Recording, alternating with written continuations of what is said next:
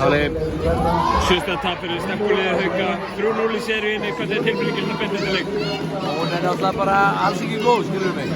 Það náttúrulega bara, ég óskar náttúrulega Haukunum bara til hamingju og spilum bara hrikalega vel og við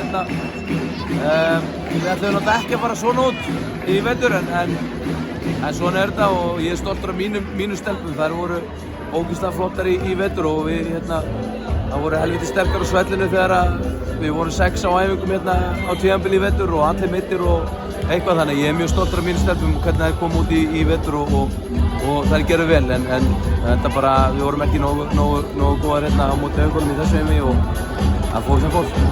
Ekki svekkjandi svona ljósið bara hvað endi í döflinu og hvað vinnur marga leiki og svona? Jó, klálega sko. Við töpum fyrstu 2 leikjunum með 5 stigum samtal sko. Þannig að nokkur leiðir hér og þar skilur þá hefði við geta verið yfir 2-0 eða 1-1 jafnvel skilur. Þannig að þetta auðvitað þetta svekkjandi og svo náttúrulega bara ótrúlega erfitt að koma inn í þennan leik og ég meina mér finnst samt gera vel að koma tilbaka í seinni áringnum. Gáum allt í þetta og jú, þetta mjög svekkjandi. Matti Ákarsson tekur vantilega út úr tímabilinu samt sem áður? Já, ég gerir það, helling. Það náttúrulega bara, eins og ég segi, þetta er búið að vera ansi mikið upp og niður þetta blessaði tímabil. Þannig það er þetta að horfa yfir tímabilið og margt jákvæmt. Sérðu fyrir þér að þjálfarateymið halda áfram að liða á næsta tímabili? Það er bara, veit ekki, það er bara ekki með ljós.